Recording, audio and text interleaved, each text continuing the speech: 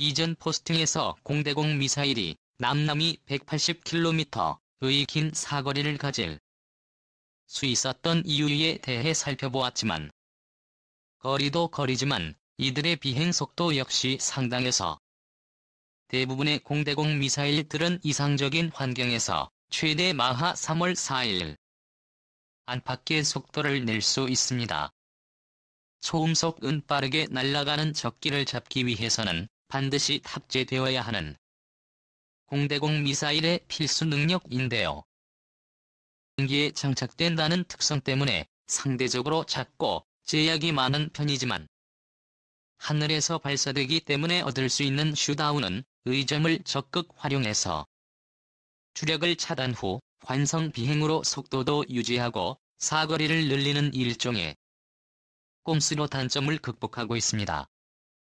하지만 같은 미사일이라도 차량이나 함선에서 사용되는 녀석들은 크기에 대한 제약에서 비교적 자유로운 편인데요.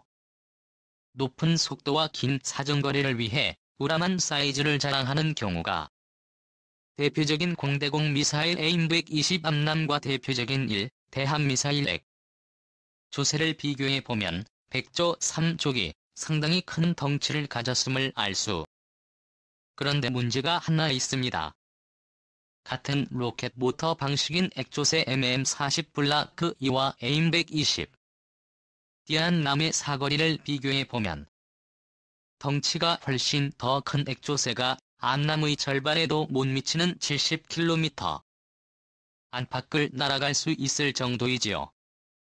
액조세는 프랑스제고 암남은 미국제라서 성능이 차이가 나는 거. 그 사실 암남도 초기형인 AIM-120이 비해서는 최대 사거리가 80km를 넘지 못했습니다. 위에서 언급한 꼼수를 통해 무려 추가 100km를 연장하는 데 성공했을 뿐이었습니다. 함정에서 사용되는 미사일은 상황이 조금 달랐습니다. 아래서 위를 향해 발사되는 방식이라 종말 단계까지 지속적으로 추력을 유지해야 하거든요. 바람에 몸을 맡기는 암람과 같은 사거리 연장 방식은 사용할 수 없지요. 그래서 선택된 게 바로 어금 84 하품과 같은 아음속 순항 방식입니다. 속도도 빠르고 추력도 좋지만 조루인 로켓 모터를 사용하지 않고 소형 터보제트 엔진을 사용해서 속도는 비록 조금 느린 마하 0.85이지만 지속적인 추진을 얻어 사거리를 220km까지 얻는 효과를 얻는 겁니다. 살을 내어주고 뼈를 취한다 정도의 느낌이 나요. 하지만 러시아에서는 속도와 사거리 두 마리 토끼를 다 잡는 시도가 지속적으로 이루어졌었습니다. 가장 대표적인 게 나토 코드명 샌드박스라고 불리는 P500 바자드 P1000 불칸입니다. 로켓 부스터를 이용하여 미사일을 초음속으로 가속시킨 후 대형 터보제트 엔진을 사용하여 최대 마하 2월 5일의 속도로 550km를 날아갈 수 있는 괴물 같은 미사일이지요.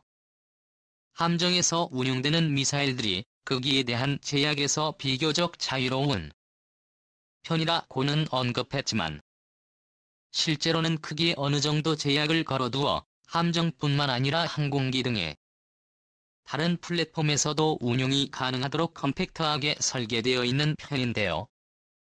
러시아의 경우 영화 그거 쌈 싸먹는 건가요 우걱우걱 하면서 오로지 성능 1던 노이 무지막지한 대함 미사일들을 개발했고, 그 결과 등장한 것들이 웬만한 함정에는 탑재시키지도 못할 아름다운 크기의 11.7m의 P500 바자트 P1000 불칸이었던 것이죠. 큰 덩치는 단순히 사거리와 속도만 높여 준 게 아니어서 탄두 중량이 무려 1톤에 가까운 무지막지한 공격력을 자랑하기도 했습니다. 항공모함 세력이 빈약했던 탓에 먼 거리에서 미사일 몇 방으로 미 함대 하나를 초토화시키려는 러시아의 교리가 충실하게 반영된 미사일이라고 백조 3의 실전 배치는 1979년이었습니다. 하푼 2 실전 배치는 1977년이었지요. 바잘트는 1975년의 물건입니다.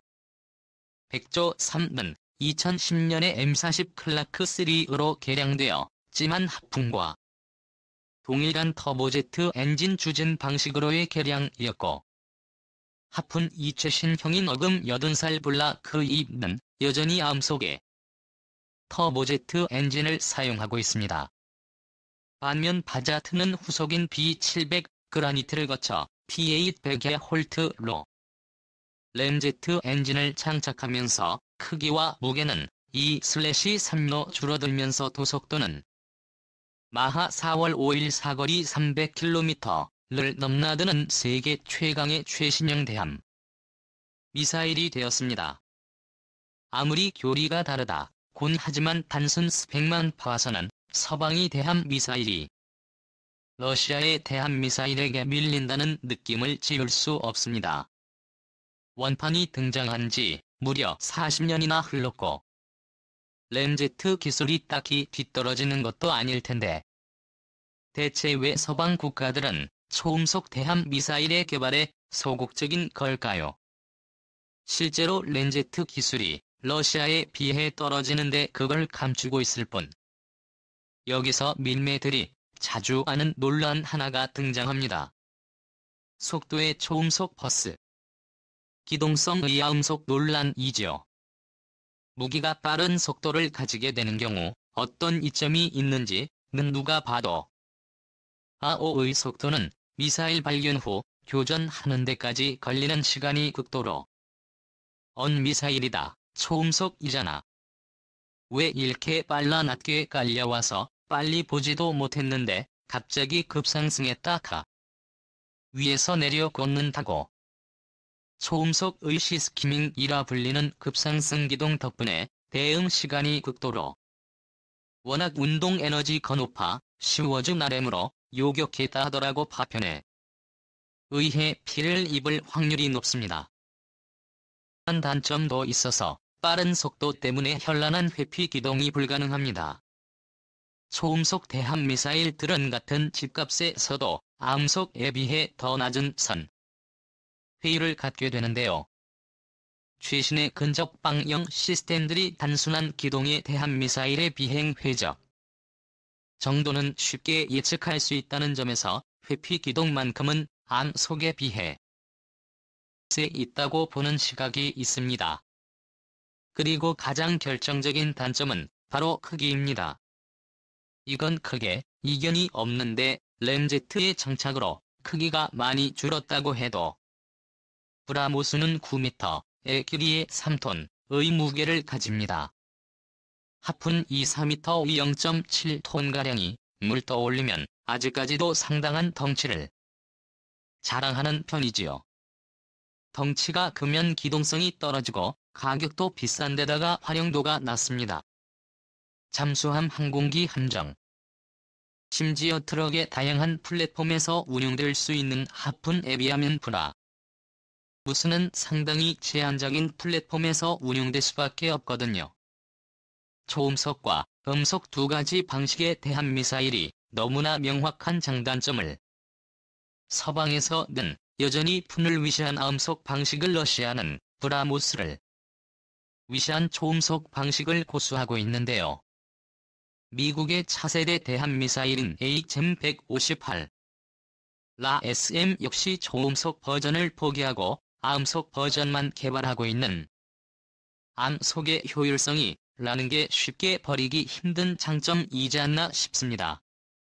그나저나 우리나라는 하푼과 유사한 암속 대함 미사일인 SSM-700K 해성을 만들어 사용하면서 브라모스의 기술을 이전받아 마하 4의 차기 초음속 대함 미사일을 개발 중이니까 미군 치고 빠지는 이동식 미사일로 미중 패권 분쟁 겨냥 9월 2일 미국 본토 뉴멕시코주 화이트 샌즈 시험장의 여러 대의 트레일러가 실험장에는 미군의 차세대 자주 4m 1299를 비롯해 견인식 곡사포 이는 777, 과티종의 실험용 대포들이 모였고 이들은 한 방향을 보며 사격 준비를 마쳤다.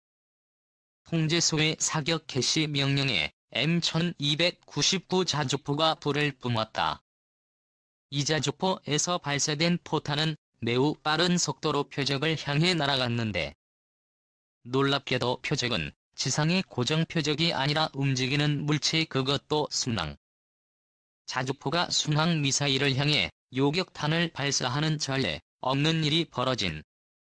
더욱 놀라운 것은 자주포에서 발사된 포탄은 일반적인 포병 탄약이 아닌 현전같이 작은 강철 화살이었고 이 화살은 마하 5의 속도로 날아가 표적으로 지정된 마하 0.8 속도에 소형 무인 표적기 BQM-167회1을 정확하게 꿰뚫어 파괴했다.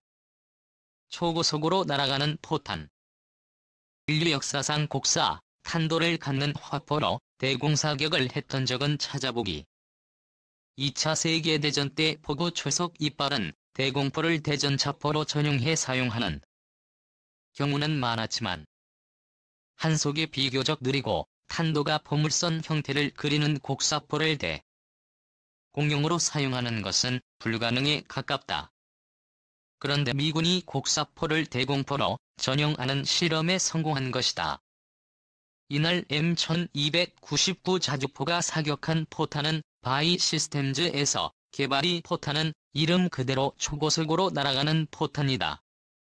이날 미군과 함께 실험을 주관한 바이 시스템즈 관계자는 신형 포탄은 ABMS의 통제를 받아 곡사포에서 발사되며 마하 5의 속도와 100마일 이상의 사정거리 높은 정밀 유도 능력을 가지고 있다면서 현재 이 포탄의 가격은 $86,000 수준이지만 대량 양산될 경우 더 저렴한 가격에 공급이 가능하다고 말했다. HVP는 미군이 레이건이 실패에 대비한 일종의 보험으로 2010년대 초반부터 개발을 진행해온 무기다. 전차포가 발사하는 날개 안정식 철갑탄 이발사 직후 회피를 분리한 뒤 길고 가느다란 탄심을 마하 4 이상의 속도로 가속하는 것에서 착안해 가늘고 긴 탄심을 고성능 장력으로 초고속 사출하는 방식의 무기다. 아이군은 이 포탄에 몇 가지 신기술을 적용했다.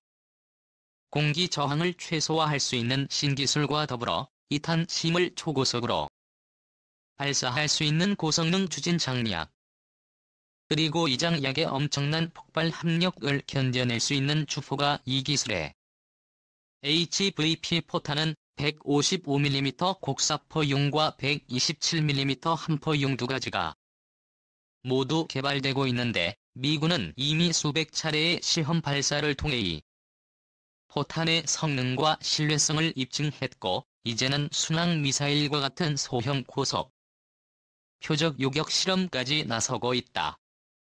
미군은 곡사포와 일포에서 운용되는 AVP를 이용해 통상적인 포격